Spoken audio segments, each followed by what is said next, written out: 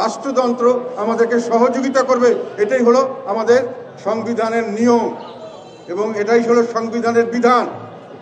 কাজেই আমাদেরকে বাধাগ্রস্ত করে, আমাদেরকে কোনো রকম যদি কেউ বাধাগ্রস্ত করতে চায় সেখান থেকে আমাদেরকে রক্ষা করা, এটাই হলো রাষ্ট্রের কাজ এবং এটাই সংবিধানে বলা আছে। পঞ্চদশ সংশোধনী বাতিল হওয়ার পরে যদি আপনি বলেন পঞ্চদশ সংশোধনী এখনো আছে, তাহলে এটার ভাবে কোনো কথা নেই। আমরা শুনেছি যে এটা বাতিল হয়েছে।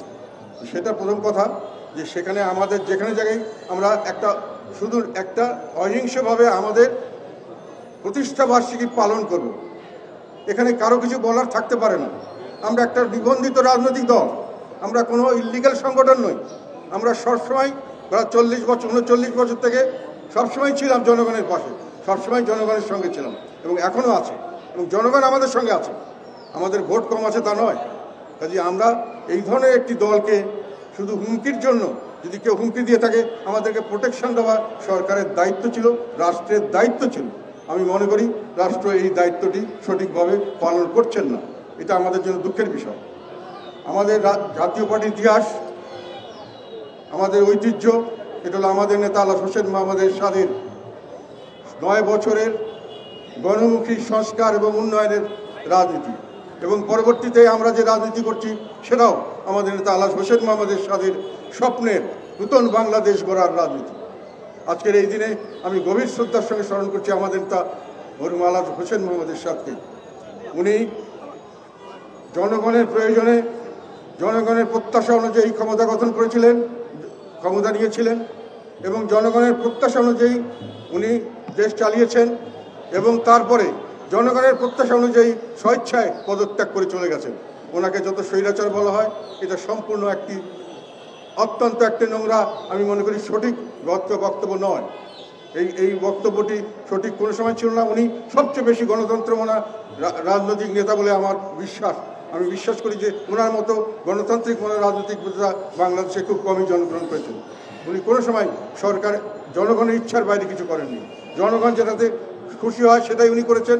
উনি অনেক সংস্কারমূলক কাজ করেছেন, উনি অনেক ধরনের উন্নয়নমূলক কাজ করেছেন, কিন্তু যে সংস্কারটি জনগণ যে কোনো কারণেই গ্রহণ করেনি সেই কাজটি উনি করেননি। সেটা কি, যদিও গণমুখী উনি জানতেন ভালো কাজ, তাও করেননি। উনি সুপ্রিম কোর্ট, হাইকোর্টের উপরে সর্বোচ্চ শ্রদ্ধাশীল ছিলেন। কোনো সময় দলীয়করণ করেননি, কোনো সময় চাঁদাবাজি, টেন্ডারবাজি, দলের কোনো রকম মানুষকে অত্যাচার অনাচার করা, অন্য কোনো মানুষের রাজনীতিতে বাধাগ্রস্ত করা, তাদেরকে বিভিন্নভাবে যন্ত্রণা করা, তাদেরকে বিভিন্নভাবে অত্যাচার করা, আমরা কোনোদিন জাতীয় পার্টির তরফ থেকে এটা করিনি।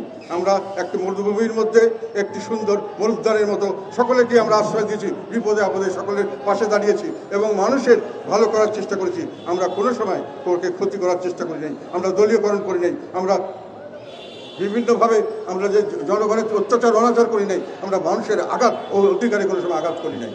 আমি শুধু দুটো কথা বলবো, এখানে এরশাদ সাহেবের অনেক ধরনের সংস্কার কর্মসূচি আছে, অনেক ধরনের উন্নয়ন কর্মসূচি আছে। আমার কাছে শুধু বিশদভাবে বলতে চাই না, দুটো জিনিস আমার কাছে মনে হয়েছে। একটি হলো ওনার সংস্কারের মধ্যে উপজেলা পদ্ধতি, এটি হলো সবচেয়ে সর্বশ্রেষ্ঠ সংস্কার একটি। ওর জন্যই ওনাকে পল্লী বন্ধু নামটা আখ্যায়িত করা যথাযথ হয়েছে বলে আমি বিশ্বাস করি। উনি এটার মাধ্যমে গ্রামে গঞ্জে সাধারণ মানুষের কাছে সরকারের সকল সেবা নিয়ে এসেছিলেন এবং শাসন ব্যবস্থাকে শাসনের নামে শোষণের থেকে শাসনের নামে সেবায় রূপান্তরিত করেছিলেন। একই সঙ্গে গ্রামে গঞ্জকে একটা গ্রোথ সেন্টার করে উনি সেখানে অর্থনৈতিক কর্মকাণ্ড সেখানে চালু করেছিলেন এবং একেবারে তৃণমূল পর্যায়ে জনগণের জবাবদিহিতামূলক সরকার স্থাপনের মাধ্যমে সরকারের সর্বাত্মকভাবে জনগণের সঙ্গে একটি গণতান্ত্রিক পরিস্থিতি একেবারে তৃণমূল পর্যায়ে সৃষ্টি করেছিলেন।